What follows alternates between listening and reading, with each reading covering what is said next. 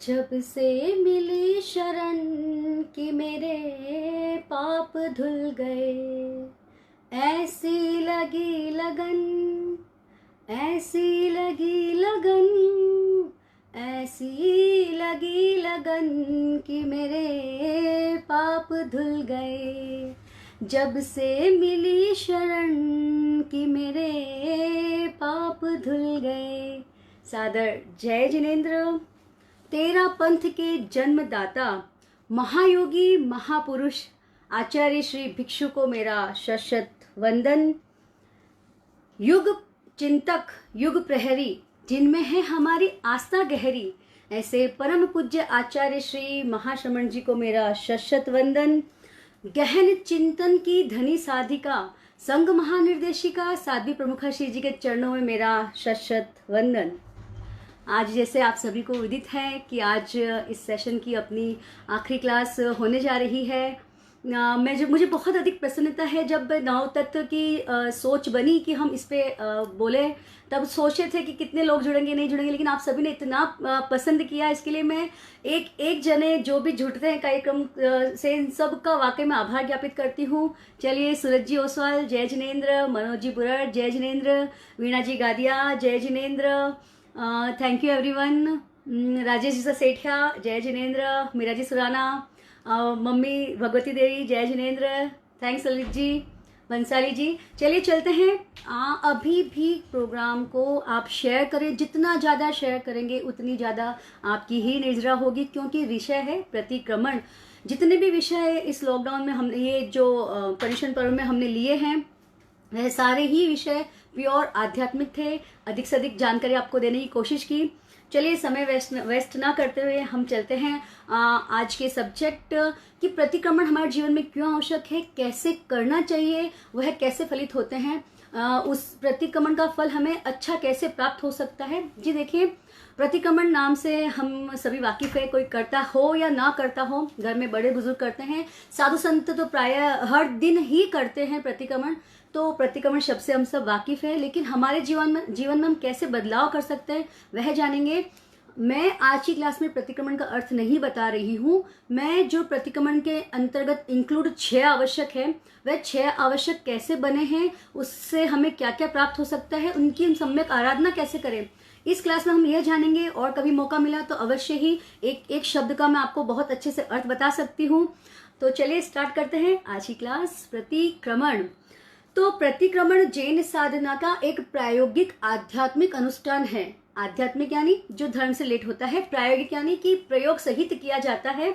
तो इसका शाब्दिक अर्थ सिंपल लैंग्वेज में जो हम बोलते हैं वह होता है पीछे की तरफ लौटना।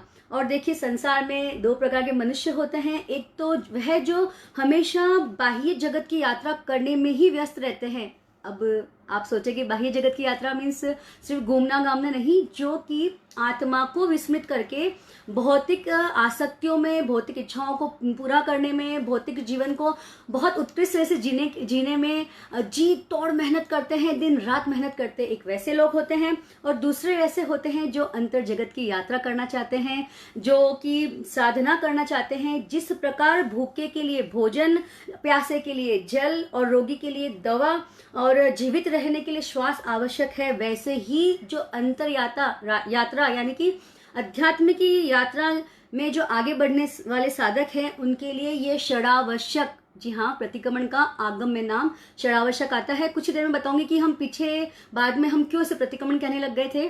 तो षडावश्यक उतना ही अत्यावश्यक है जितना जो साधना के अंदर आगे बढ़ने वाले साधक हैं उन सभी के लिए। प्रतिक्रमण का अर्थ है आत्मनिरीक्षण की प्रक्रिया। अब आप बोलेंगे हम तो बैलेंस करना चाहते हैं, न तो हम संपूर्ण बाह्य जगत में हैं, न हम संपूर्ण आध्यात्मिक जगत में हैं। जी हाँ, मैं आप सबको डीप ज्ञान प्राप्ति की तरफ अग्रसर करना तो चाहती हूँ, लेकिन मैं हमेशा बोलती हूँ पहले फर्स्ट स्टेप पे आइए। अगर हम पहली सीढ़ी ही नहीं चढ़ेंगे तो बीच वाली सीढ़ियों तक कैसे पहुंचेंगे। मेरा हमेशा यही रहता है कि आप अपने सब शौक पूरे करते हुए भी बहुत उत्कृष्ट आध्यात्मिक जीवन जी सकते हैं। बहुत सारे तरीके हैं, बस हमको उनकी जानकारी नहीं है। ज़्यादा से ज़्यादा जितना साधु संतों के पास जाएंगे, या कभी यहाँ पे भी कार्यशाला लेने का मुझे आगे और मौका मिला तो वाकई में मैं आपको ऐसे ऐसे व्रतों से परिचित कराऊंगी जिनका परिचय शायद आप तक कभी हुआ भी नहीं है। चलिए बात आगे करेंगे। प्रतिक्रमण आत्मनिरीक्षण की वो प्रक्रिया है जो स्वयं द्वारा की गई भूल स्वीकार कर कर, यानी कि उसे एक्सेप्ट करे कि हाँ मेरे से गलती हुई है और मैं वापस ये गलती को कोशिश करूंगा कि फिर से न दोहराऊं। बहुत सादी भाषा में मैं आपको प्रतिक्रमण की परिभाषाएं बता रही हूँ। देखिए 12 व्रत जो होते हैं इनकी जो अत्याचार लिए जाते हैं, इसलिए मैं बोलती हूँ कि 12 व्रत वाकई में बहुत जरूरी है कि प्रतिक्रमण का एक बेस जो है वह 12 व्रत के जो आचरण में अत्याचार लगते हैं। अब अत्याचार क्या है वो भी बताऊंगी मैं आपको। तो उनका हम क्लियरिफाई करते हैं, उनकी हम विशुद्धि करते हैं। और देखिए आलोचना का अर्थ यह है कि कभी भी किसी भी विषय पर, यानी कि गलती को स्वीकार करना आलोचना कहलाती है। जो भी एक बिट ऑफ भी गलती हुई है उसके लिए प्रायश्चित लेना, अपने भूल स्वीकार करके, उसे हम आलोचना कहते हैं। तो देखिए किसी भी विषय पे साधारण हमसे कोई गलती होती है तो हम कैसे सॉरी बोल देते हैं, और अगर हमसे बहुत बड़ी गलती होती है तो हम कितना ज़्यादा पश्चाताप के साथ में सॉरी कहते हैं। तो देखिए हम प्रतिक्रमण को 0.0009% में हम एक यह भी बात बोल सकते हैं, प्रतिक्रमण वाकई में बहुत विशाल और व्यापक है। लेकिन एक चीज इसके साथ मैं ऐड करना चाहूंगी, यह एक प्रकार की सॉरी भी है कि जो छोटे छोटे जीवों की हिंसा दिन भर में होती है, गाड़ी के नीचे या हम चलते समय या बात करते समय या जोर से हंसते समय, देखिए अनंत अनंत जीव की हम हिंसा कर देते हैं। हमें तो पता भी नहीं है कि कैसे दोष लगता है, लेकिन इसमें जरूर दोष लगता है। तभी हमारे साधु संत मुफत्ती बांधते हैं कि हवा का भी दोष ना लगे। तो इतने जीवों की जो दिन भर में हम हिंसा करते हैं उन सब से खमत खामना करना। देखिए कि मनुष्य एक दूसरे को सॉरी बोल सकते हैं क्या? हमने कभी गुस्से में कुर्सी को लात मारी तो कुर्सी को जाके सॉरी बोलते हैं? जी नहीं। हम जो ऐसा करता है उसको मूर्ख तक भी कह देते हैं। तो ये जो प्रतिक्रमण है वह सभी समस्त जीवों अजीवों किसी की भी हमने विराधना की हो, राग द्वेष की गांठें लाई हो, उन सब से खमत खामना करना, उन सब के प्रति बांधे हुए राग द्वेष को कम करने के लिए हम प्रतिक्रमण करते हैं। अभी मैं आपको सिर्फ एकदम सिंपल लैंग्वेज में यह सब बातें बता रही हूँ कि प्रतिक्रमण जो है वह पापों का प्रक्षालन करता है। कितनी बड़ी बात है पापों को धो देना। लोग गंगा जाते हैं, लोग कहाँ कहाँ जाते हैं, लेकिन स्वयं प्रतिक्रमण द्वारा हम नहा लेते हैं, आत्मा को नल्हा देते हैं। देखिए ग्रंथि भेदन का महान ग्रंथ, जो भी क्रोध मान माया लोभ की जो गहरी गांठें जो हमारे मन में बन जाती है, हमको तो पता भी नहीं चलता कि हमको गुस्सा आया तो हमारे मन में गांठ बन गई। मैंने पीछे वाली क्लासेस में बताया था कि गांठों को बड़ा ना होने दे, अगर बड़ी हो भी गई है तो प्रतिक्रमण करते रहें करते रहें करते रहें। इससे गांठें समाप्त ना हो भले ही, लेकिन छोटी तो अवश्य हो ही जाती है। प्रतिक्रमण वही ऑपरेशन कहलाता है जिसमें हम इन सब कषायों रूपी मिथ्यात्व रूपी इन सब बड़ी बड़ी गांठों को हम छोटी करते हैं। तो इसके अंतर्गत क्षमा देना और क्षमा लेना भी आएगा। मैं थोड़ा सा बेसिक बता रही हूँ, फिर एक एक चीज के साथ हम चलेंगे। प्रतिक्रमण 2 प्रकार का होता है। अब आप बोलेंगे मैं हमेशा ट्विस्ट वाली बातें क्यों करती हूँ, प्रतिक्रमण की आपने एक ही विधि देखी है। देखिए एक विधि मैं बताती हूँ, बहुत ही मजेदार विधि है, वह मैंने भी मेरे जीवन में की हुई है और शायद जो सुनने वाले हैं देखने वाले हैं शायद उन्होंने भी की होगी कभी। जब मैं स्टार्टिंग में धर्म सीखने की कोशिश कर रही थी या फर्स्ट स्टेप आई थी, 7 बजे सूर्यास्त का समय होता था, लेकिन घर के काम निपटाते या बच्चों को मैनेज करते करते कभी 7:15 हो जाती थी। बस 7:15 को बैठे प्रतिक्रमण करने और जो हमारी एक्सप्रेस ट्रेन चली, बस फटाफट ये था कि 48 मिनट कहीं हो ना जाए, कहीं प्रतिक्रमण हमारा पूरा ना हो जाए, इस चक्कर में एक्सप्रेस ट्रेन चलाते हैं और हम में से बहुत लोग भी चलाते हैं। अगर सही समय पे बैठ भी गए तो भी ऐसा लगता है एक समय में प्रतिक्रमण भी हो जाए और ना हमारा अर्हत वंदना भी हो जाए। जी देखिए यह द्रव्य प्रतिक्रमण के अंतर्गत आता है। प्रतिक्रमण करना भी इसका किंचित लाभ मिल सकता है, लेकिन प्रतिक्रमण का लाभ बहुत अधिक है, बहुत बहुत बहुत बड़ा व्यापक लाभ है। मैं फिर बोलना चाहती हूँ कि प्रतिक्रमण की आदत किस अपेक्षा से डालनी चाहिए। ये देखिए जो मैंने अभी बताया वह द्रव्य प्रतिक्रमण है। अगर हम ऐसा करते हैं, कितनी बार तो लोग इतना फास्ट प्रतिक्रमण करते हैं कि पिछले वाला अत्याचार भी बोला, जस्ट बिफोर वाला अत्याचार बोला या ना ही बोला वह भी उन्हें याद नहीं रहता है। जब मैंने भी इस चीज को समझा जाना, फिर मैं भी अपने जीवन में अप्लाई करने लग गई कि व्यवस्थित प्रतिक्रमण ही करना चाहिए। तो देखिए जो प्रतिक्रमण को पूर्ण जागरूकता से करता है, स्पष्ट उच्चारण सहित उसका अर्थ समझते हुए कि आप जो पाटिया बोलते हैं, जो हमारे में संस्कृत में है, अतिचार हमारे में हिंदी में कर दिए गए, वे फिर भी समझ में आ जाते हैं। तो जो पाटिया संस्कृत में है उनका क्या अर्थ है, उन्हें विधि सहित करने की ज़्यादा से ज़्यादा आप कोशिश करें, तो ही यह संयम तो ही यह प्रतिक्रमण हमारे कर्मों को अच्छी तरीके से धो सकता है। वरना कितना भी बोल दीजिए कि प्रतिक्रमण द्वारा कर्मों की धुलाई होती है, लेकिन होगा कुछ भी नहीं, इतना नहीं फल मिलेगा। इतना बोले तो एक पूरा जैसे अच्छा व्यवस्थित प्रतिक्रमण करने से हम काफी अच्छे कर्मों की धुलाई कर लेंगे, जैसे ये पूरा हाथ है उतनी धुलाई कर लेंगे। लेकिन अगर हमने द्रव्य प्रतिक्रमण अपनाया, यानी फटाफट बिना ध्यान दिए सिर्फ पढ़ते गए खत्म कर दिया, तो पॉइंट ऑफ दिस भी शायद ही निर्जरा हो या ना हो, कह नहीं सकती हूँ। एक एग्जाम्पल दे रही हूँ मैं आप लोगों को। तो देखिए, घर में जो है हमारे प्रतिक्रमण बच्चे भी करते हैं, बुजुर्ग भी करते हैं, और जो भी प्रतिक्रमण के साधक हैं, चाहे वे शुरुआती हो या गहन साधना में उतरने वाले हो, उनके लिए प्रतिक्रमण में कहना चाहूंगी कि अनिवार्य ही नहीं, बहुत अधिक अनिवार्य है यदि हम पापों को धोना चाहते हैं तो।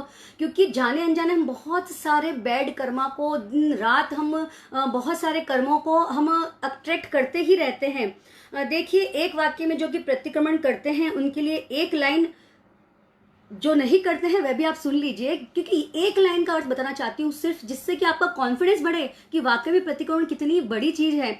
हम देखिए, सामयिक पर जब हम पाठ बोलते हैं, सामयिक लेने से पहले उसमें भी ये लाइन आती है, प्रतिक्रमण में तो जगह जगह ये लाइन आती है, तस्य भन्ते परिकमामि निंदामि गरिहामि अपाणंग वो सिरामि। तो देखिए, इसका अर्थ होता है, हे भगवान, हे भगवान, मैं प्रतिक्रमण करके अपने दोषों की, अपनी गलतियों की निंदा आलोचना करते हुए अपने आप को पाप से दूर करके शुद्ध बनाता हूँ। कितनी बड़ी बात है, इतनी सी ही लाइन में इतनी बड़ी बात छुपी है। तो सोचिए पूरे प्रतिक्रमण में कितना गहन सार छुपा हुआ है। तो बस हर दिन की गलतियों को सुधारते जाइए, आध्यात्मिक शुद्धि करते जाइए, प्रतिक्रमण को अपनाते जाइए। और देखिए, बहुत सारे लोग ये पूछते हैं कि 4 प्रतिक्रमण, 12 प्रतिक्रमण, 20 प्रतिक्रमण और 40 प्रतिक्रमण किस अपेक्षा से करते हैं। देखिए, आप घर की साफ सफाई करते हैं, एक छोटा सा एग्जांपल कि आज मैंने जो टीवी की शेल्फ है वो क्लीन की, सिर्फ मैंने ऊपर से थोड़ी सी डस्ट क्लीन कर दी, ठीक है। अगर मैं 15 दिन तक ऐसे ही क्लीन करती रहूं, ऐसे ही क्लीन करती रहूं, तो भी विद इन 15 डेज मुझे जरूरत पड़ेगी कि मैं अच्छा से फिनाइल लेके थोड़ा अच्छे से साफ कर दूं। आप सभी जानते हैं, साफ सफाई हम सभी करते हैं। तो बस प्रतिक्रमण में ये जो विशेष तिथियों पे विशेष जो 12, 20 और 40 जो भी लोगस हम कल के दिन करेंगे, यानी कि हमारी विशेष शुद्धि का निमित्त बने। जो हम रोज ग्रहण कर रहे हैं तो भी मेल बहुत जमा हो जाता है। काश कि हमारे पास भी वह नजर होती कि जिससे हम हमारे कर्म रजों को, कर्म मलों को देख सकते थे। खुद से घृणा हो जाती थी कि कैसे ज्यादा हम कर्म रजों की बांध लेते हैं जाने अनजाने में। तो बस यही कारण है, इसकी वजह से ही स्पेसिफिक डेज में, यानी पक्की पे 12, चातुर्मासी पक्की पे 20, कि आप और अच्छे से क्लियर कर सके। इसी वजह से ये लोगस होते हैं। और देखिए, जितना अच्छे से आप लोगस चितारेंगे, डीप में ध्यान में जाके एक एक शब्द पे ध्यान देके, उतनी ही आपकी निद्रा अच्छी होगी। ऐसे नहीं कि 40 लोगों का ध्यान करना है तो शब्द टूट रहे हैं, वाणी छूट रही है, श्वास अटक रही है, लेकिन बस बोले जाओ। जी नहीं, ध्यान रखिएगा। आप कल करेंगे तो 4 लोगों का ध्यान पहले करिएगा, पीछे 36 लोगों का ध्यान आराम से, इत्मीनान से, आधा घंटा लगाकर आराम से करेगा। बहुत आनंद आएगा आप लोगों को, और वाकई में उससे जो विशुद्धि होगी वह अप्रतिम होगी। तो चलिए, सामयिक की तरफ मैं आती हूँ। इससे पहले थैंक यू एवरीवन, कुंदन मल जी सा तलेसरा, थैंक यू एवरीवन। बहुत अच्छा लगता है इतने लोग जुड़ते हैं साथ में। तो अब देखिए कि मैं आती हूँ सामयिक पे। सामयिक प्रतिक्रमण की आधार भूमि है, यानी कि वह उसका पहला पड़ाव है हमारे जीवन में। देखिए, मैं यह नहीं बोलती कि सबका जीवन शांत है, अशांति कहीं नहीं है। हमारे जीवन पारिवारिक कलह भी हो जाते हैं, सामाजिक झगड़े भी हो जाते हैं, जिससे मन अशांतिमय बन जाता है, जिससे शरीर पूरा टाइम, जिस दिन लड़ाई झगड़ा होते हैं, क्या उस दिन आपका मन शांत रह पाता है? गलती आपकी हो या आपके परिवार के किसी सदस्य की हो, शांत रह ही नहीं सकता मन इस अशांतिमय स्थिति में। और जब हम क्रोध, मान, माया, राग, द्वेष, अहंकार आदि के मक्कर जाल में जब तक हम उलझे हुए ही रहते हैं, तब तक जीव सम्यक्त्व में आगे नहीं बढ़ सकता। मैं सामयिक पे आऊंगी, लिंक से कनेक्ट करते हुए सामयिक तक आती हूं मैं। तो यह जो सब चीजें मैंने बताई है, उसकी वजह से जीव मिथ्या सम्यक में आगे नहीं बढ़ सकता। और भगवान महावीर ने तो इन विकृत भावों को भी मिथ्यात्व की संज्ञा दे दी है कि यह चीजें भी मिथ्यात्व का पोषण करने वाली चीजें हैं। जब जीव इन मकर जाल के चंगुल से विरत होता है और संवेग निर्वेद अनुकंपा आस्तिक्य यानी कि जो सम्यक की चीजें हैं, मोक्ष जाने की इच्छा, अप्रतिम होना, जो हमसे जो नीचे जीव हैं, छोटे जीव, उनके प्रति भरपूर अनुकंपा होना, भरपूर दया का भाव होना, और आस्तिक यानी धर्म के अंदर हमारा 100% अगर हम उस पर विश्वास रखते हैं तो देखिए हमारा सम्यक पुष्ट होता है। भगवान महावीर ने तो नीचे की गतियों से ऊपर उठने के लिए भी साधक को यह कहा है कि मिथ्यात्व का प्रतिक्रमण करिए। कितनी बड़ी बात है। और उस पर मिथ्यात्व प्रतिक्रमण के लिए जो फर्स्ट सीढ़ी आती है वह होती है सम्यक्त। सम्यक्त क्या अर्थ है? संभाव। सम्यक्त से बनता है संभाव और संभाव से बनता है सामायिक। संभाव में रहने की जो हम त्याग सहित जो हम एक तरह से साधना करते हैं उसे हम कहते हैं सामायिक। तो देखिए कि किस प्रकार सामायिक करके हम अधर्म की क्रिया का त्याग करके सबसे पहले धर्म की क्रिया में आते हैं। कितना बड़ा साइंस है ये कि हमने अधर्म को छोड़ा और कुछ समय के लिए प्रस्तुत हुए धर्म की क्रिया करने के लिए। मैं सच्ची बोलती हूँ कि हमेशा यह तो सामायिक हम एक जगह बैठ के करते हैं, हम स्वभाव पूरे दिन में कभी भी ला सकते हैं, कभी भी हम सामायिक जैसा फील कभी भी कर सकते हैं कि सब चीज छोड़ दीजिए, जो चल रहा है, जो हो रहा है, सब चीज छोड़ दीजिए और 2 मिनट के लिए एकदम मैं आत्मा हूँ, बस इसका भी आप फील करने की आदत डाल लेंगे तो बहुत कर्मों की निर्जरा हो जाती है। उसी प्रकार हम सेकंड्स पे आते हैं चतुर्विंशति स्तव। हम सभी जानते हैं कि चतुर्विंशति स्तव का अर्थ होता है कि लोगस, उसको हम आगम की भाषा में चतुर्विंशति स्तव कहते हैं। तो देखिए क्यों लोगस का जाप किया जाता है, क्यों लोगस का स्मरण किया जाता है, या प्रतिक्रमण में लोगस को ऐड करने की अपेक्षा किस लिए हुई? क्योंकि सम्यक ज्ञान के साथ सम्यक दृष्टि भी हमें चाहिए होती है। संभाव के द्वारा हमने सामायिक की, उसके बाद हम अपनी दृष्टि को विशुद्ध करेंगे तो सेकंड चरण में दृष्टि रखा गया है। क्योंकि लोगस का ध्यान करने से मैंने पहले भी बताया है कि हमारे उन पे श्रद्धा होती है, तीर्थंकरों का गुणोत्कीर्तन हम करते हैं, इससे हमारी सम्यक श्रद्धा पुष्ट होती है। और जैसी कहा भी गया है कि जैसी दृष्टि वैसी सृष्टि, यानी कि गुणी बनने के लिए हमें गुण दृष्टि को जगाना होगा और आत्मा के गुणों को जगाना होगा। और देखिए जब हम तीर्थंकरों के गुणों का गुणगान करते हैं तो इससे बड़ी और क्या चीज हमारी गुण दृष्टि को जगाने जैसी हो सकती है। वही जो दोष दृष्टि है यानी कि उसको मिटाना होगा और आत्मा के जो आवरण रूपी कर्म हैं उन सभी को इसके द्वारा हम हल्का करते हैं। यही एक साधक का लक्ष्य होता है और यही चतुर्विंशति स्तव यानी लोगस का पाठ करने से। देखिए चारों मंगल क्यों कहते हैं, जैसे जो अरहंता मंगलम सिद्धा मंगलम, लोगस के पाठ में जो हम अरहंत सिद्धों की जो स्तुति करते हैं उससे क्या होता, मेनली उससे क्या होता है कि उनका स्मरण करने से, उनका श्रवण करने से और उनकी शरण में जाने से हमारे भी पापों का नाश होता है। क्योंकि वह प्योर सोल है जो अपने पापों का नाश करके चले गए, इसलिए हम उनकी शरण में जाते हैं। इसलिए हम चारों मंगल को भी एक्सेप्ट करते हैं और हम लोगस को भी एक्सेप्ट करते हैं। एक्चुअली लोगस की बात बताते बताते मैं चारों मंगल तक चली गई, क्योंकि इंटरकनेक्ट होता है तो कभी कभी कोई चीज एक्स्ट्रा भी निकल जाती है। तो देखिए कि संभावी सामयिक के द्वारा हुए और गुण दृष्टि यानी कि हम लोगस के द्वारा गुणों की दृष्टि हमने प्राप्त की, सम्यक दृष्टि हमने प्राप्त की। उन दोनों के जगने के पश्चात हम क्या करते हैं, जब हमारा किसी के प्रति अनुराग हो जाता है, हमें समझ में आता है ये इंसान एकदम सही है, तो हमारे वंदना के भाव पुष्ट हो जाते हैं। इसलिए तीसरा आवश्यक क्या बनता है, वंदना। यानी कि हमारे जो गुणजन है, गुरुजन है, उनके प्रति श्रद्धा भाव से वंदन और नमन करने के लिए हम सर्वात्मना समर्पित हो, हमारी पूरी आत्मा के सहित। तब आत्मा में 1 सेकंड भी राग और द्वेष की ग्रंथि ना हो, ऐसे वंदना ही भाव वंदना होती है। समर्पण अर्थात सर्वस्व अर्पण, जहां मैं और मेरा अंधकार विलीन हो जाता है, कुछ भी नहीं बचता है, वैसे समर्पण भाव से जो हम आराधना करते हैं, जो हम वंदना करते हैं, वही सही वंदना की विधि होती है। जैसे तेरा तुझको अर्पण, यही अगर बात गुरु के दर्शन करते समय आ जाए, ये अहोभाव आ जाए कि तेरा तुझको अर्पण, मैं तो कुछ भी नहीं हूँ, गुरुदेव की सन्निधि में जब हम जाते हैं तो वो प्योरिटी से जो आप गुड कर्मा अट्रैक्ट करेंगे। वाकई में इसी वजह से बोलते हैं उच्च गोत्र का बंध होता है, नीच गोत्र का क्षय होता है।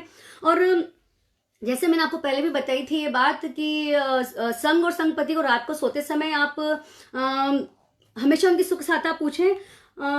तो यह बात क्यों बताई थी, इसका रीजन थोड़ा सा मैं बता रही हूँ आपको अभी। क्योंकि जब हमारा मन आराधकों के साथ में जुड़ता है, हमारी गुरु भक्ति अगर बढ़ती है, तो हमें गुरु भक्ति करने से भी हमें शक्ति प्राप्त होती है और इससे हमारे कर्म भी कटते हैं। तो देखिए, अवश्य वंदना को अपने जीवन में स्थान दीजिए। देखिए, मैं तो एक बात बोलती हूँ कि जैसे हम कॉलेज टाइम में थे तो हम स्लैम बुक भरवाते थे। देखिए, आप सबने भी, शायद बहुत लोगों ने भरवाई होगी। उसमें हमारा बेस्ट मोमेंट पूछा जाता था, हम लिखते थे हाँ ये फ्रेंड के साथ घूमने गए या वहां घूमने गए। आज से हम इसमें एक चेंज करेंगे। आज से कभी भी जहां बेस्ट मोमेंट बताना होगा, जिस दिन हम बहुत खुश हुए या जिस दिन हमने भौतिकता में कोई चीज प्राप्त करी, बेस्ट ड्रेस मिली या बेस्ट कॉम्प्लीमेंट मिला, उसको नहीं बताएंगे। आज के बाद एक चेंज आप मेरे बोलने पे करिए कि लाइफ में अगर बेस्ट मोमेंट कोई पूछे तो ऐसे बताइए कि जिस दिन मैंने अपने गुरु के दर्शन किए और मैंने उन्हें स्वस्थ और प्रसन्न देखा, वह दिन मेरा धन्य था। उस धन्यता का अनुभव करते हुए आप ये बात बताइए। क्योंकि देखिए, मैं बोल भी रही हूँ तो मेरे रोम रोम पुलकित हो रहे हैं। मुझे बहुत अच्छा लगता है कि अपने गुरु के स्वास्थ्य की चिंता करना, अपने गुरु के स्वास्थ्य की सुख पृष्ठा करना, उससे बड़ा वंदन घर बैठे क्या हो सकता है हमारे लिए। तो चलिए, ये तो मैं बीच बीच में थोड़ी बात करती रहती हूँ। तो यही हमारा बेस्ट मोमेंट लाइफ का होना चाहिए। अब देखिए कि ये वंदन करने से द्रुत गति से आत्मा यानी स्पीड से अपने कर्मों को काटती है। इसी के साथ अब आता है चौथा आवश्यक। ये थोड़ा बड़ा है, थोड़ा सा इसके बारे में हम डीप जानेंगे तो ही हमारी इस पे आस्था जमेगी। देखिए, चौथा प्रतिक्रमण जो है उसको प्रतिक्रमण आवश्यक बोलते हैं और यही कारण है कि यह बड़ा है। यही कारण बनता है कि हम 24 स्तव को हम प्रतिक्रमण किस अपेक्षा से कहते हैं। उत्तरवर्ती आचार्यों में यह परंपरा चल पड़ी क्योंकि पूरे प्रतिक्रमण में सिर्फ यह जो भाग है चौथे आवश्यक का, वह बहुत बड़ा है। जैसे आपके घर में 20 लोग भी हो सकते हैं, 30 लोग भी हो सकते हैं, लेकिन आपका परिवार कैसे पहचाना जाता है? जो आपके घर का मुखिया होता है, जो आपके घर का बड़ा होता है, उस नाम से आपका घर की पहचान होती है। बस ये देखिए, यहाँ पे भी यही चीज है कि इसका क्षेत्र, इसका व्यापक विषय होने की वजह से कालांतर में इसका नाम प्रतिक्रमण पड़ गया और अभी हम सब प्रतिक्रमण के रूप में ही इसको जानते हैं। वैसे षडावश्यक इसका आगम सहित नाम होता है। तो चलिए देखिए कि पहले 3 जो आवश्यक थे उसमें हमने विशुद्धि को प्राप्त किया, एक आधार तैयार किया ताकि हम संभाव, श्रद्धा, वंदन के बाद आंतरिक शुद्धि की क्रियाओं को प्रभावी बनने के लिए कंप्लीटली रेडी हो जाएं। तो हमने तो कभी आज तक ये बात जानी ही नहीं थी, लेकिन आज हम अवश्य जानेंगे कि प्रतिक्रमण का कितना बड़ा लाभ है और हम भाव सहित प्रतिक्रमण करेंगे तो उसका कितना बड़ा लाभ है। तो देखिए, अंतर शुद्धि के लिए अंदर को देखना और आत्मा का अवलोकन करना वाकई में बहुत आवश्यक है। यह 2 प्रकार का होता है। एक तो दिन भर के क्रियाकलापों और उनके द्वारा जो हमने किसी के मन, वचन, काया को जो पीड़ा पहुंचाई है और ऐसे अकर्णीय कर्म हमारे द्वारा जो हो गए हैं। देखिए, मैं आप सभी से कहना चाहूंगी कि मिच्छामि दुक्कडम शब्द को आप त्याग दें। अगर आप ये क्लास सुन रहे हैं, आपको अगर समझ में आता है तो जो खमत खामना करते हैं, उस बहुत सारे तेरापंथी लोग भी मिच्छामि दुक्कडम करने लग गए हैं। मिच्छामि दुक्कडम का अर्थ है कि मेरे सब पाप निष्फल हो। तो आप सामने वाले को जाके ऐसा क्यों बोलते हैं, मेरे सब पाप निष्फल हो, मेरे सब पाप निष्फल हो? वो तो आपका काम है, उसको कैसे कम करना है। खमत खामना शब्द ऐसा है कि मैं आपको भी आपकी गलती के लिए क्षमा करता हूं, तो कृपया आप मुझे मेरे द्वारा की गई गलतियों के लिए क्षमा करें। तो खमत खामना शब्द जो आता है प्रतिक्रमण में, वे इसी अपेक्षा से आता है। तो चतुर्थ प्रतिक्रमण आवश्यक में हम खमत खामना करते हैं, हमारी गलतियों को भी हम क्षमा मांगते हैं और औरों की गलतियों के लिए हम क्षमा प्रदान करते हैं। कितना बड़ा स्वरूप है, कहीं भी यह इतना गहरा स्वरूप देखने को नहीं मिलता है कि दोनों कार्य एक समय में एक साथ एक शब्द के द्वारा प्रस्तुति दी जाए। और दूसरा ऐसा है कि यह साधक जो होते हैं, जो उत्कृष्ट साधना करते हैं, वह अपने शरीर में होने वाले परिवर्तन तक प्रतिक्रमण के इस अतिचारों में इनकी अतिचारों, अनुव्रतों को बोलते बोलते शरीर के परिवर्तन को गहरे में देख लेते हैं।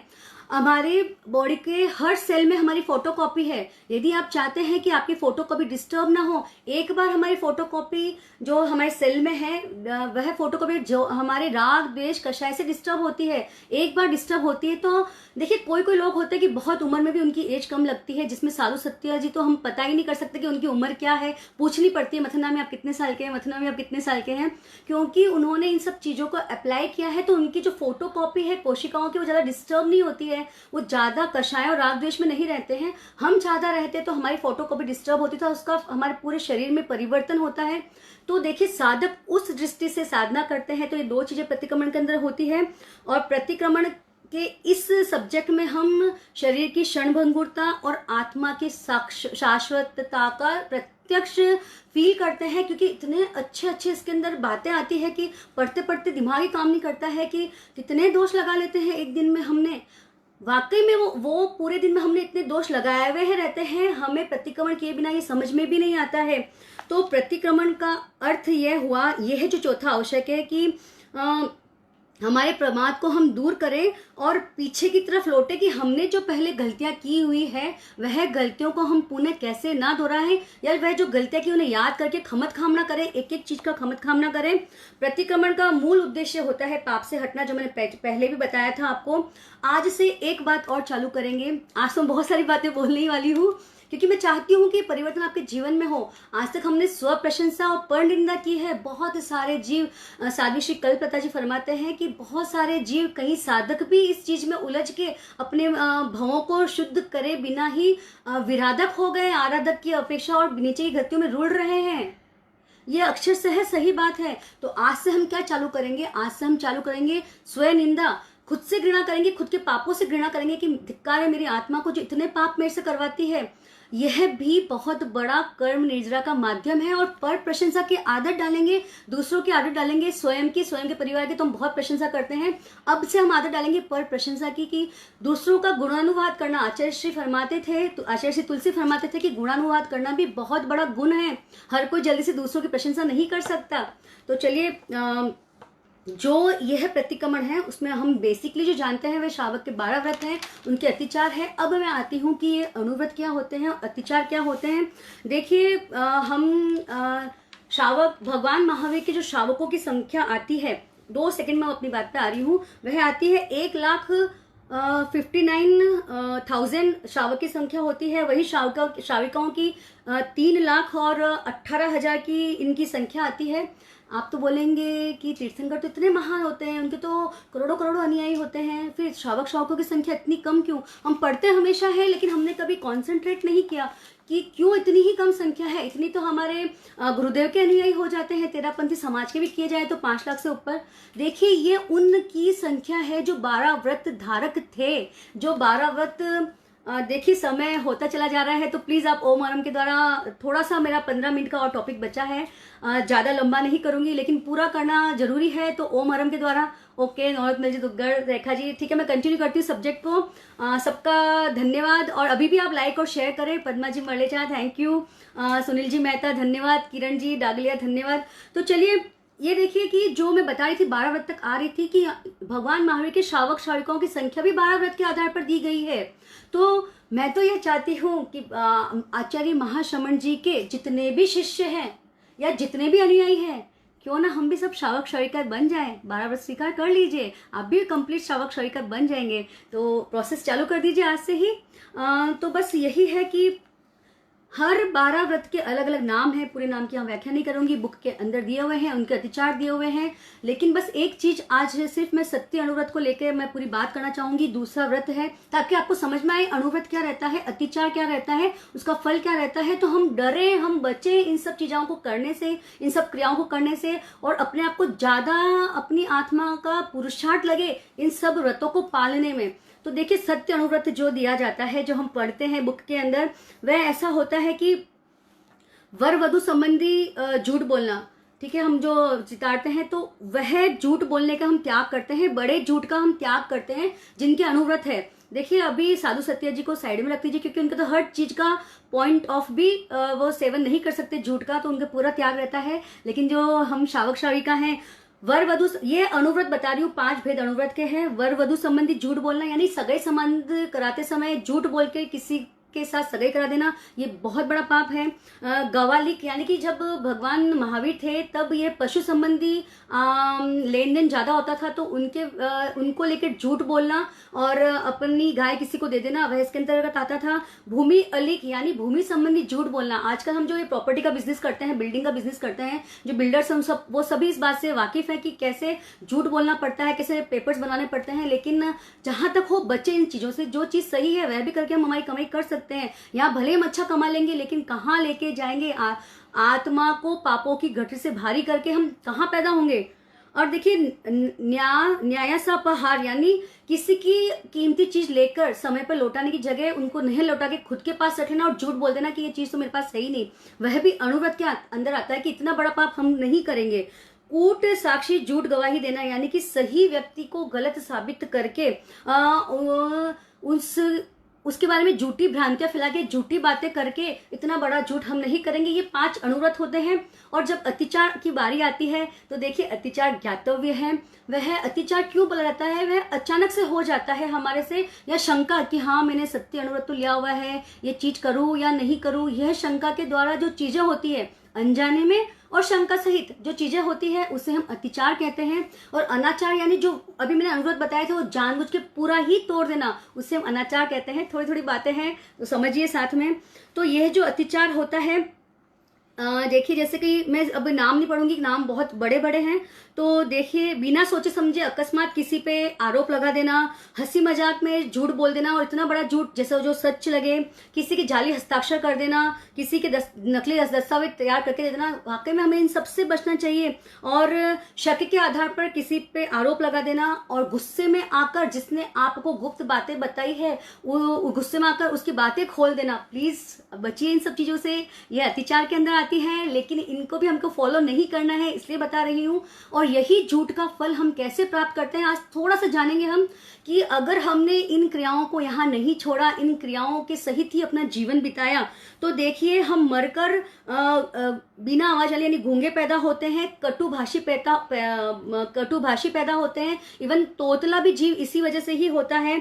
और अगर हम नरक में चले गए तो इतना झूठ का सहारा नरक में जाते हैं तो नरक में हमें सब याद रहता है कि मैंने तब ये झूठ बोला था। तो इतनी ग्लानि होती है खुद पे कि मैंने क्यों झूठ का सहारा लिया था। यहाँ पे नहीं होती, लेकिन वहां बहुत अच्छी तरीके से होती है, क्योंकि परमाधार्मिक देव आपको पूरे मुंह में कांटे घुसा देते हैं, एक जगह भी बाकी नहीं रहती, एकदम नुकीले कांटे घुसा देते हैं। असत्य का फल बता रही हूँ, जो त्याग लेते हैं हम उसको पालते नहीं है, या पूरा समय झूठ का सहारा लेके जो जीवन जीते हैं उन लोगों के लिए बात है। और देखिए जीभ से, तलवार से जीभ को काटते हैं या जीभ पकड़ के ऐसे कैसे खींच लेते हैं जो झूठ बोलते हैं। और यह बात आगमों में आई हुई है, यह मन गढ़ंत बातें नहीं है। और वहां तो सबसे बड़ी मुश्किल है कि वह जीभ वापस आके चिपक भी जाती है, इतनी ही वेदना होती है जैसे यहाँ होती है नारकी जीवों को भी। लेकिन वहां वेकरे शरीर है, 10,000 वर्ष तक हमें ये सब यातनाएं भुगतनी पड़ेगी। तो चलिए अब हम आते हैं, बस इसमें यही कहना चाहूंगी कि 12 व्रत आप अच्छे से अपनाएं, अपनाने के बाद प्रतिबद्ध हो उसे अच्छे से निभाने के लिए। देखिए गजसुकुमाल को भी 99 लाख वर्ष पूर्व का कर्म उदय में आया था, जिनकी वजह से उनके सिर पर खदबद खीरे अंगारों की सिगड़ी बनाई गई थी, क्योंकि पिछले 99 लाख वर्ष पूर्व वह जेठानी थी, उनके एक बच्चा नहीं था, वे बांझ थी। उनकी देरानी को लड़का हुआ, उससे वो इतनी ईर्ष्या करती थी कि मेरे बच्चा नहीं है, इसके बच्चा है। तो एक दिन छोटे से बच्चे के यहाँ पे तालू हल्का पतला होता है, गरम गरम रोटी बना के उसने क्या किया कि यहाँ दबा दी उस बच्चे के, सांस लेने दी, दबा के बांध दिया उसको। बच्चा थोड़ी देर में मर गया, सिर्फ ईर्ष्या के वश। लेकिन उसने उस पाप की आलोचना नहीं की, प्रत्यक्ष आलोचना नहीं की, और वहां से मरकर देखिए कितने भव भटकने के बाद 99 लाख वर्ष बाद में उनका एक कर्म उदय में आया। लेकिन गजसुकुमाल के जीवन में उनमें इतनी प्योरिटी आ गई कि समता के साथ उन्होंने सहन किया। तो इसलिए जरूरी है प्रतिक्रमण की बाद में, जैसे अगर हमने बहुत सारे कर्म आज अट्रैक्ट कर लिए हैं तो कुछ तो सफाई यही हो जाए, और जितना ज्यादा डीपली करेंगे उतनी ज्यादा सफाई हमारी अच्छे से होगी। तो बस 5वां आता है कायोसर्ग। निरंतर जागरूकता के बाद भी जब हमने प्रतिक्रमण कर लिया, अतिचार कर लिया, उस इतनी जागरूकता के बाद में भी साधना में दोष लग जाते हैं। अत्याचार बोलते बोलते मन चला जाता है उस बात की तरफ, और फिर वो बात चलती रहती है और अत्याचार मुंह से निकलते रहते हैं, अनुरोध मुंह से निकलते रहते हैं। तो देखिए इतने छोटे छोटी बातों का भी ध्यान रखा गया है, उनके वापस उसकी पलेवना कैसे करनी है वो बताया गया है। चलिए, तो यह जो कायोसर्ग है वह जो छोटे छोटे दोष हमारे लगे हैं उन पर, उनके जो कांटे हमारे आत्मा में लगते हैं, कांटे यानी कि वो जो कर्म लगते हैं, वहाँ कांटा की चिपकते नहीं है कि हाँ वहाँ कांटा आ रहे हैं, जो कर्म लगते हैं उन कर्मों का जो हमारी आत्मा पे इफेक्ट होता है उनका मरहम यानी दवाई का काम करते हैं। और यह भार विशोधन की क्रिया है। देखिए मैं बोलती हूँ भार विशोधन यानी मन का भार, कर्मों का भार। एक मन का जो भार होता है, एक मालगाड़ी कितना सारा माल ढोती है, लेकिन उससे भी कई ज्यादा भार हमारे मन पे कितनी ही बार आ जाता है। तो उससे जो पीड़ा हुई है, उससे हमने या तो खुद पीड़ा भोगी है या किसी और को पीड़ा दी है, उसका मरहम का कार्य करता है कायोसर्ग। हम कायोसर्ग में क्या करते हैं, हम कायोसर्ग में एक स्थिति में बैठते हैं, स्वाभाविक क्रियाओं के अलावा, जो डकार आ गई, छींक आ गई, इसके अलावा हम बिल्कुल भी डिस्टर्ब नहीं होते हैं, पूरा आत्मलीन होकर लोगस का ध्यान करते हैं। क्यों हम आत्मलीन होते हैं, क्यों हम आंखें बंद करके ही ध्यान करते हैं? देखिए जब डॉक्टर ऑपरेशन करता है तो कौन सी जगह वो सुन करता है? जहां तकलीफ है उसको सुन करता है, जहां तकलीफ नहीं है उसको सुन करता है? जहां तकलीफ है उसको सुन किया जाता है, ऑपरेशन किया जाता है, ताकि समझ में नहीं आया कि कैसे ऑपरेशन हो गया, कैसे हमारी तकलीफ दूर हो गई। बस वैसे ही ये जो है कायोसर्ग, इसमें हम आत्म प्रदेश पूरी आत्मा में फैले हुए हैं, इसलिए पूरी आत्मा को हम आंखें बंद करेंगे तो संसार से हमारा कनेक्शन कट होगा। देखिए पूरी जो शरीर की बॉडी है हमारी, उसको अगर कभी आप ऐसे ये आंख बंद करके, ये कान बंद करके, ये नाक बंद करके यह क्रिया कभी आप करेंगे तो देखिए कि आपको अंदर से ना ऐसे कारखाने चलने जैसे आवाज, धक धक धक धक धक धक धक आवाज आती ही रहती है। तो यानी कि हमारे अंदर भी एक कारखाना है। जब हम कायोसर्ग का प्रयोग करेंगे तभी वह कारखाने की चंचलता थोड़ी कम होती है, यानी कि शून्य की अवस्था में हमारे यहाँ शरीर आता है, तभी उस समय वह साधक राग द्वेष के मुक्त क्षणों का कुछ समय के लिए अनुभव कर सकता है।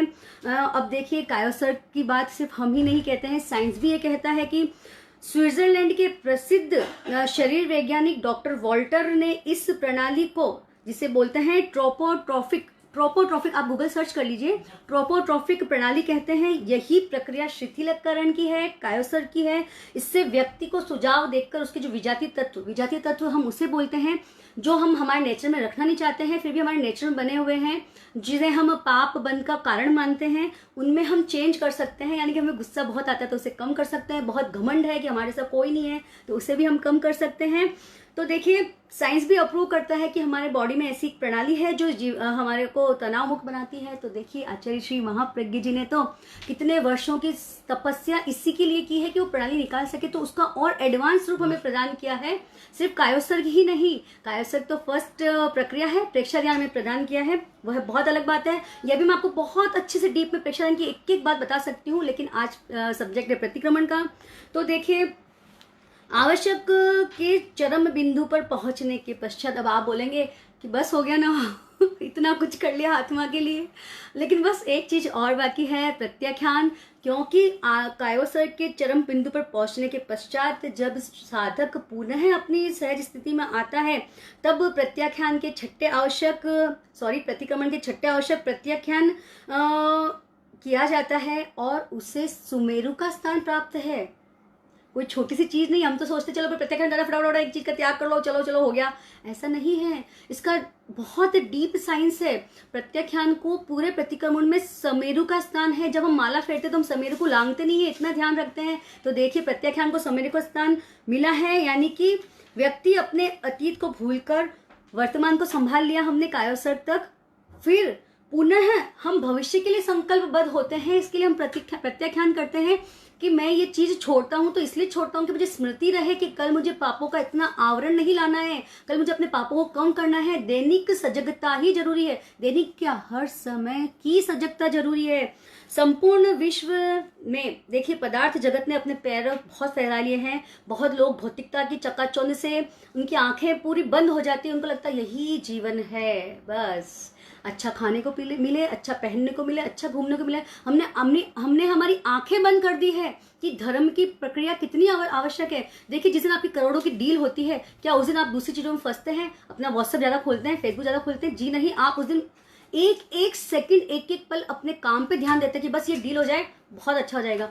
प्रतिक्रमण में भी हमें एक एक समय, एक एक क्षण ऐसे ही जागरूक रहना है जैसे आपकी करोड़ों की नहीं, अरबों अरबों की डील हो। वैसे हर क्षण अगर आप जागरूक रहेंगे तभी अपने पापों का आप प्रक्षालन कर पाएंगे। देखिए, प्रत्याख्यान के द्वारा हमारा अध्यवसाय, आभा मंडल भाव शुद्ध होते हैं। हम सोच सकते हैं कि हम त्याग प्रत्याख्यान क्यों करें, क्यों वस्तुओं को छोड़े। समाधान रूप में यही है कि यो अब जो बता रही हूँ समाधान तात्विक है कि ज्ञान, दर्शन, चारित्र उनके प्रकटीकरण हेतु आत्मा के स्वभाव में रमण जरूरी है। जब हम किसी चीज को छोड़ते हैं तो उसके प्रति आसक्ति टूटती है, तो हम हमारे ज्ञान, दर्शन, देखिए चारित्र जो होता है वो त्याग के द्वारा ही होता है, तो उसके थोड़ा निकट पहुंचने की जो प्रक्रिया है, तो कितनी बड़ी बात है प्रत्याख्यान। तो देखिए कि बस मैं तो एक यही बात कहना चाहती हूँ कि एक और एग्जाम्पल से समझाना चाहूंगी कि प्रत्याख्यान क्यों जरूरी है। कि देखिए, हम अगर सिर्फ ऑक्सीजन ऑक्सीजन ऑक्सीजन लेते रहे, यानी कि श्वास लेने की प्रक्रिया, वो तो बोलेंगे हम सबको पता है, लेकिन अगर हमने श्वास छोड़ने की प्रक्रिया ही नहीं की तो क्या होगा? अगर हमने CO2 निकाला ही नहीं, हमको सिर्फ जरूरत तो ऑक्सीजन की है, लेकिन अगर हमने कार्बन डाइऑक्साइड निकाला ही नहीं तो हम कितने बीमार हो जाएंगे। तो बस इसी के द्वारा, प्रत्याख्यान के द्वारा हम भविष्य का ध्यान रखें कि हमारे यहाँ से गंदगी निकले। त्याग करेंगे तो निर्जरा होती है, हमारा संवर होता है त्याग के द्वारा, तो चारित्र हमारा शुद्ध होता है। वैसे भी हम सिर्फ देश चारित्र के ही आराधक हैं, सिर्फ पॉइंट ऑफ चारित्र हमारे अंदर है, तो भी हम कोशिश ही नहीं करते व्रतों को पुष्ट करने की। देखिए, प्रतिक्रमण के माध्यम से मेरे को तो क्या है कि ये चीजें बताना इतना पसंद है कि कहाँ से कहाँ लिंक चला जाता है कि मैं चाहती हूँ कि सबका जीवन सुधरे। हम जो जीवन जी रहे हैं, जो भौतिकता का जीवन जी रहे हैं, उसके साथ में आध्यात्मिकता में भी उतने ही डूब जाएं जितने भौतिकता में डूबे हुए हैं, लेकिन स्टार्टिंग तो करें। तो चलिए देखिए, प्रतिक्रमण के माध्यम से श्रावक घर, परिवार, समाज के सारे कार्य करते हुए भी भावों एवं परिणामों में इतनी शुद्धता ला लेता है कि हमारा गुस्सा कम हो जाता है, हमारे जो कषाय है वे काफी कम हो जाते हैं, हमारे राग द्वेष की प्रवृत्ति कम हो जाती है। लेकिन अपेक्षा है कि व्यवस्थित करें, शुद्धता के साथ करें। तो आप सभी मुझे प्रॉमिस करिए कि कल का प्रतिक्रमण हम इतना एक्स्ट्रा ऑर्डिनरी करेंगे। सिर्फ 1.5 घंटे की बात है, 1.5 घंटा इसलिए बोल रही हूँ, कोई लंबा 40 लोगों का ध्यान कर सकता है, नहीं तो 1 आवर 15 मिनट्स में हो जाता है। तो आप प्लीज जागरूक रहें तब हर क्षण कि यह मेरी ऐसी कमाई है जो मेरे बहुत अच्छे से कर्मों की धुलाई करेगी। और संवत्सरी का महान दिन है, महान पर्व है, तीर्थंकर भी मनाते आ रहे हैं, तो उस दिन का हम क्यों ना लाभ उठाएं, पूरा अच्छे से लाभ उठाना है हमें। तो चलिए देखिए कि इसके लिए हमें संकल्पित होना पड़ेगा प्रतिक्रमण व्यवस्थित करने के लिए। धन्यवाद आप सभी का। सज्जन जी जैन धन्यवाद। आज ज्यादा धन्यवाद आशा जी मूथा नहीं दे पाऊंगी, सब्जेक्ट बहुत अच्छा है तो थोड़ा सा और बताना चाहूंगी। अब कंप्लीटली जैसा हमने वहां तक जाना कि प्रतिक्रमण के हमने 6 आवश्यक जान लिए, छोटा सा एक प्रारूप द्वारा पुनः पूरा बताना चाहूंगी ताकि आपके मन में घर कर जाए। आज तो मैं सिखा के जाऊंगी कि प्रतिक्रमण क्यों आवश्यक है, प्रतिक्रमण कैसे करना आवश्यक है, और ये ऑलरेडी एक आवश्यक है। तो चलिए, प्रतिक्रमण में सामायिक के माध्यम से हम राग द्वेष रूपी आंतरिक गांठों के निमित्त से बढ़ने वाली भव परंपरा, यानी कि जो राग द्वेष की जो गांठें हैं वह यही स्टॉप नहीं होने वाली है, वे हमारे भवों की परंपरा को बढ़ा देती है। उनकी जो भव परंपरा रूपी रोग की रोकथाम करने के लिए देखिए, आंतरिक गांठ के निमित्त से बढ़ने वाली भव परंपरा को रोका हमने सम्यक के द्वारा। अब उसकी रोकथाम करने के लिए और हम लोगस के द्वारा उस राग द्वेष की गांठ को बाहर लेके आते हैं। डायरेक्ट जब कोई ऑपरेशन करता है तो डायरेक्ट नहीं ऑपरेशन करता कि चल डायरेक्ट किसी मंत्र के द्वारा बाहर निकाल ली गांठ, हमें उसको कट लगा के बाहर लाना पड़ता है। तो लोगस के द्वारा वह बाहर आती है। वही वंदना के द्वारा राग द्वेष की चिकित्सा करने का इच्छुक साधक आत्मविकास में आगे बढ़ने के लिए गुरु को अपना आदर्श मानता है। मैं तो बोलती हूँ सबसे ज्यादा अहोभाव अगर किसी चीज में लाना चाहिए तो हमारे गुरु, हमारे धर्म संघ, हमारे साधु साधियों के प्रति इतना हमारा लगाव होना चाहिए कि अगर वे हमारे गांव में आए तो हमें ऐसा लगना चाहिए जैसे हमारे घर में अगर कोई बच्चा होता है तो हम उसकी कितनी देखभाल करते हैं, कैसे उनके आहार पानी की व्यवस्था करते हैं, कैसे उनके खाने पीने की व्यवस्था करते हैं। तो बस और कैसे हम उनकी ज्ञान वृद्धि में हेल्प करते हैं। तो हमें वहां जाके ज्ञान वृद्धि प्राप्त करनी है। हर क्षण ये सोचना है कि ये हमारे गांव में पधारे तो इनका हम उपयोग कितना ज्यादा कर सकें। और देखिए, किसी वहां से ज्ञान प्राप्त करने के लिए आप किसी के लिए धर्म में उपकारी बन सकते हैं। मैं हमेशा बोलती हूँ मेरे दादी सासू जी ही मेरे धर्म में उपकारी रहे हैं। और वह उपकार इस भाव में क्या मैं कितने भावों तक चुका नहीं पाऊंगी। वैसे ही आप भी धर्म के उपकारी बनिए।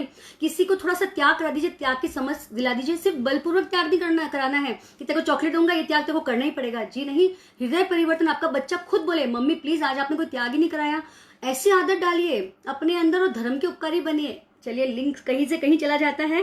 तो देखिए आत्म विकास में आगे बढ़ने के लिए गुरु को आदर्श मानता है। विनय का सहारा लेकर साधक अहंकार का विलय करता है। देखिए हम एक्सरे मशीन के द्वारा क्या करते हैं, हम एक्सरे मशीन के द्वारा जांच करते हैं गांठों की। तो बस वैसे ही प्रतिक्रमण जो है एक तरह से एक्सरे ही है कि हमने कैसी कैसी राग द्वेष, क्योंकि बराबर बोलते समय आपको समझ में आ ही जाता है हास्य क्रोध किसका हमने आज ज्यादा सेवन किया है। हमको उस वो बात में ऑटोमेटिक हमारा ध्यान चला जाता है कि हाँ यहाँ पे मुझे अच्छे से पढ़ना है, आज ये पाप मेरे से हुआ है।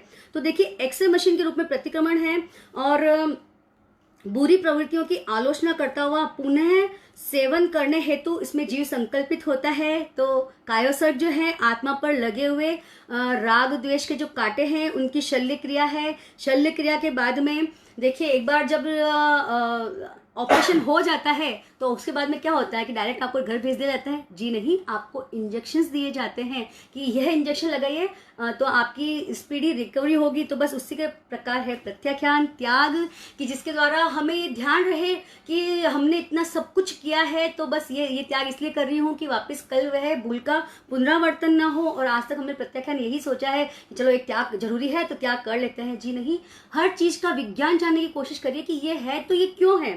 तो प्रतिक्रमण इस तरह से पूरी तरह से आत्मा की एक शल्य क्रिया है जिसके द्वारा मिथ्यात्वी सम्यक्ति, अवृत्ति वृत्ति, अप्रमत अप्रमत और सकषाय निष्कषाय और अशुभ योग शुभ योग में कन्वर्ट होते हैं। और बस यही बात बोलना चाहती हूँ कि आप शॉप पर भी हैं तो एक्सक्यूज मत कीजिए, कोई बहुत ज़्यादा कस्टमर नहीं आने वाले हैं और डील कर रहे हैं ना आपके शॉप के आदमी लोग जो रहते हैं हमारे सेल्समैन, वे सब डील कर रहे हैं ना। आप तक तो सिर्फ बिल तक की बारी आएगी। तो शॉप पे ईयरफोन लगा लीजिए, प्रतिक्रमण सुन सकते हैं, भाव वहां जुड़ सकता है।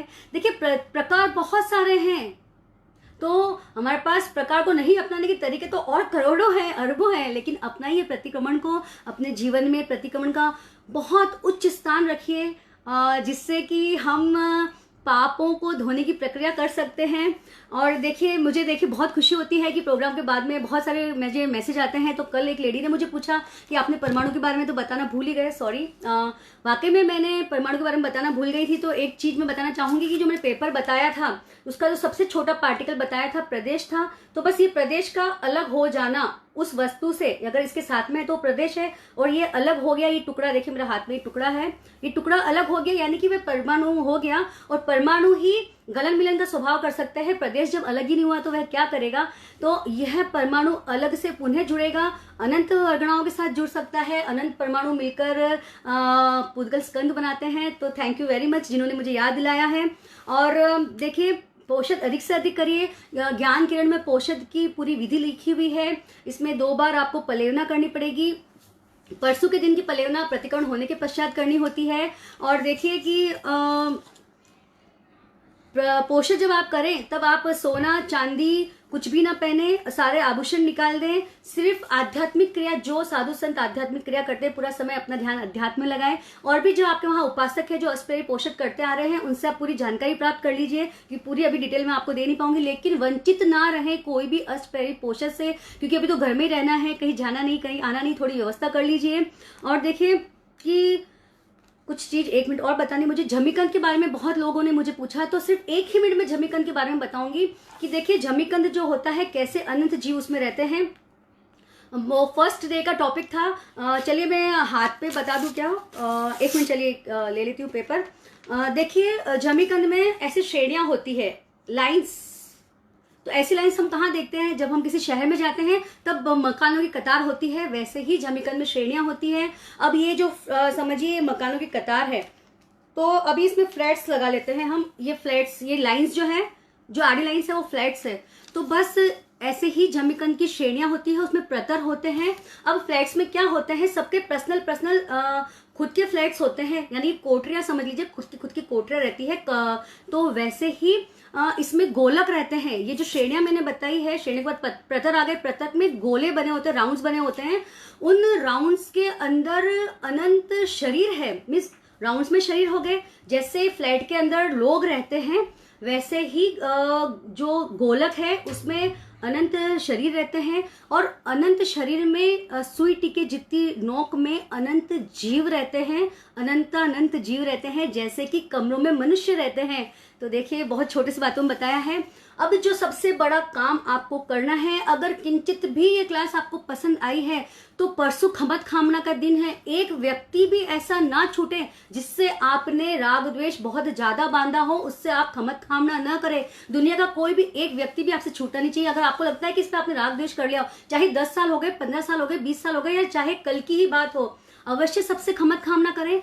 बिना खमत खामना करे अगर हम यहाँ से चले गए तो अवश्य ही नीची गतियों में पैदा होंगे। और एक बार नीची गतियों में अगर पैदा हो गए तो आप सुन लीजिए, मनुष्य बहुत दुर्लभ क्यों, आपको समझ में आ जाएगा कि कितनी नीची गतियों में हमें कितने जन्म मरण करने पड़ेंगे। तो बस सरल हृदय से खमत खामना करें। यह नहीं कि गुरुदेव ने फरमा दिया, साधु सत्य ने फरमा दिया, चलो भाई अपना काम है खमत खावना, ऐसे नहीं। दिल से करें, दिल से झुके, दिल से झुकने वाला ही विनय को प्राप्त करता है, और विनय ही निर्जरा का एक प्रकार है। मैं हर चीज को कनेक्ट कर सकती हूँ धर्म से। इतना सीख के मैंने इतना तो मैंने सीख ही लिया है। देखिए, मैंने पूछा था सब लोगों से कि अगर आपको कोई तकलीफ हो विषय के बारे में तो मुझे जरूर बताएं, लेकिन बहुत लोगों ने तो सिर्फ मुझे मेरे बारे में ही प्रश्न पूछ लिए हैं कि आपने इतना ज्ञान कैसे प्राप्त किया, आप कौन सी बुक्स कंसल्ट करते हैं। तो देखिए, बुक्स तो अपने धर्म संघ की ही है, वही बुक्स कंसल्ट करती हूँ टॉपिक से रिलेटेड। लेकिन जितना मटेरियल आपके सामने लेके आती हूँ वह 20% मटेरियल बुक्स का रहता है, 80% मटेरियल मेरे खुद के नोट्स हैं, मेरी बहुत सारी बुक्स हैं जहाँ से जो व्याख्यानों में प्राप्त हुआ है। कभी टीवी देखते हुए, कभी सिरियारी हम जाते हैं, दर्शन करने जाते रहते हैं,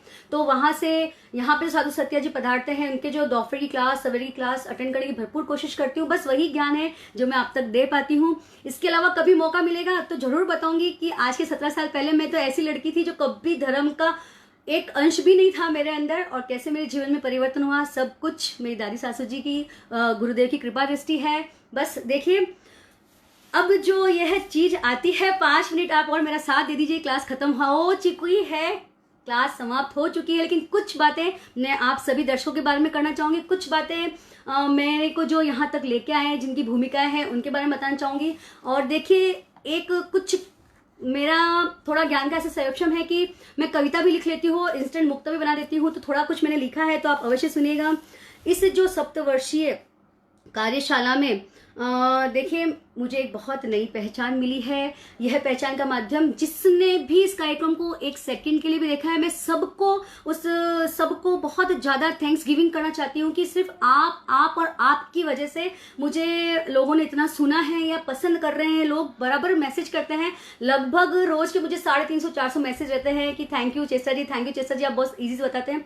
देखिए, मेरी कोई भी इसमें योगदान है ही नहीं। जो योगदान है गुरु की कृपा दृष्टि है, साधु प्रमुखाश्री जी है, जिन प्रभा जी, जो साधु संत ने मेरे को थोड़ा बहुत भी ज्ञान सिखाया, सब उनका ही दिया हुआ है। मैं हमेशा यही बात बोलती हूँ, और सब आपका ही दिया हुआ है, ये भी बात मानती हूँ। क्योंकि देखिए, आप सभी के सहयोग साथ के बिना यह पॉसिबल नहीं था। मेरा आत्मविश्वास बढ़ा, मैंने भी ज्ञान वृद्धि ही की है, पुरानी बुक्स को टटोला है। जो मैंने देखिए, दरवेश मुनि के समय तो मैंने एक 250 या 400 पेज का पूरा रजिस्टर भरा था व्याख्यान से। वह मैंने 10 साल में पहली बार उसका पलेवन किया होगा कि मुझे ये प्रोग्राम में आना है तो मेरे को पढ़ना है। तो देखिए, इसमें आप लोग मेरे निमित्त बने हैं। बस कड़ी मेहनत मुझे इसी में लगी है कि मैंने सरल भाषा में आप तक वो बातें पहुंचाई है, क्योंकि मैं तो अभी उसकी 14th क्लास में हूँ। मुझे पुनः पहली क्लास के अंदर जाके उन बातों को सरल रूप में प्रस्तुत करने के लिए बहुत थोड़ी मेहनत लगी है। चलिए, कोई फर्क नहीं पड़ता है, मेहनत का फल आप सभी मुझे बता ही रहे हैं। एक व्यक्ति का जिसने लाइक किया, शेयर किया, कमेंट किया, आप सभी का मैं तहे दिल से शुक्रिया अदा करती हूँ। धन्यवाद, आभार, सहृदय आभार, या जो भी शब्द इसके लिए बने हैं वह सभी आप सभी को मैं यहाँ से प्रेषित करती हूँ, बोलना चाहती हूँ कि आप लोगों ने मेरा इतना अधिक उत्साह बढ़ाया। और देखिए कि पहला मौका आया मेरे जीवन में कि जिसमें लगाया था जीवन का अथक श्रम, वही तत्व ज्ञान आप तक पहुंचाया मैंने कर परिश्रम। गलती होना स्वाभाविक है प्रथम चरण में, दिल से आशा करती हूँ कि आप मुझे माफी प्रदान करेंगे। अगर हो गई कुछ खता मेरे बताने में, तो बस बहुत बहुत अधिक खमत कामना करती हूँ, क्योंकि बताते बताते बहुत मुझे जोश आ जाता है कि धर्म की बात आप अच्छे से जानें, अच्छे से सीखें। कभी कुछ शब्द आगे पीछे हो जाते हैं, कभी देखना पड़ जाता है, कभी शब्द कुछ गलत निकल गए होंगे, कुछ आपके मन के मुताबिक नहीं निकले होंगे, किसी ने कुछ देखा होगा, किसी ने कुछ देखा होगा, किसी ने कुछ जाना होगा कि ये चीज़ सही नहीं है, इस चीज़ गलत है। तो प्लीज़ मुझे आप ज़रूर मैसेज करें कि आप नेक्स्ट टाइम यह आपने सुझाव मुझे दीजिए कि नेक्स्ट टाइम यह चेंज करें, नेक्स्ट टाइम ये चेंज करें। मैं अवश्य ही कोशिश करूंगी, और तहे दिल से मेरी सब गलतियों के लिए खमत खामना, बारंबार खमत खामना। समय आधा या पौन घंटे का ही मिलता है, लेकिन फिर भी इतना समय ले लेती हूँ।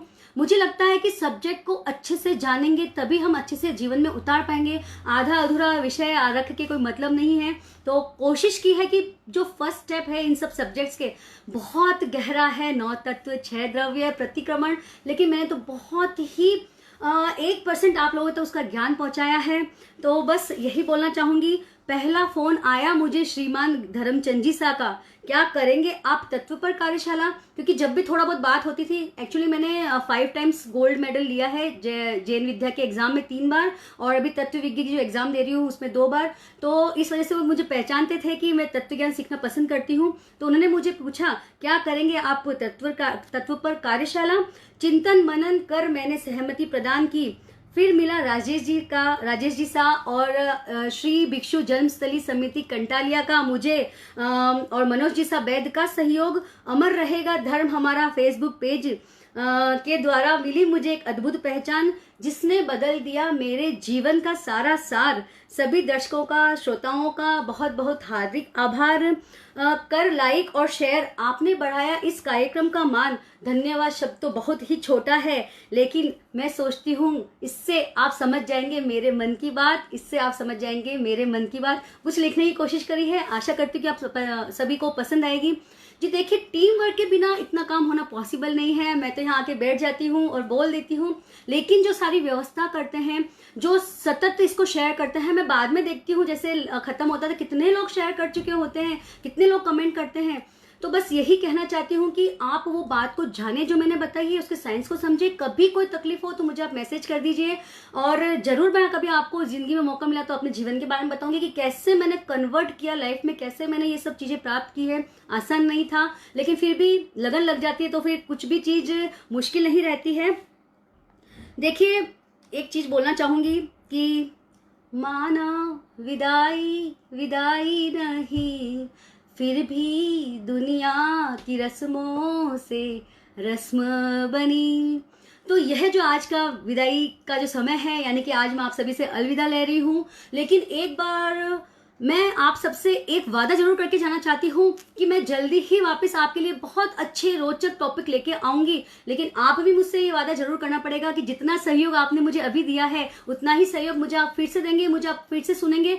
मुझे फेमस करने के लिए नहीं, या अपनी यहाँ पे उपस्थिति दर्ज कराने के लिए नहीं, सिर्फ हमें धर्म के सही स्वरूप को जानने के लिए मिलना है। पुनः एक दूसरे का उतना ही सहयोग करना है। जी देखिए, अगर आप तीर्थंकर के जन्म, मरण और चक्रवर्ती की 9 निधियों के बारे में बड़ा वर्णन सुनना चाहते हैं, या 26 देवलोक या 7 नरक में क्या होता है, या लोक का विशुद्ध स्वरूप अगर आप समझना चाहते हैं, तो ये सब्जेक्ट्स पे तो शायद मैंने पीएचडी की हुई है कि बहुत अच्छे से एक बात को मैं आपको एक्सप्लेन कर सकती हूँ। लेकिन बस ये पेज पे आप लिखते रहे, बार बार कमेंट करते रहे, ताकि पेज वालों को लगे कि नहीं, इसको वापस मौका देना चाहिए।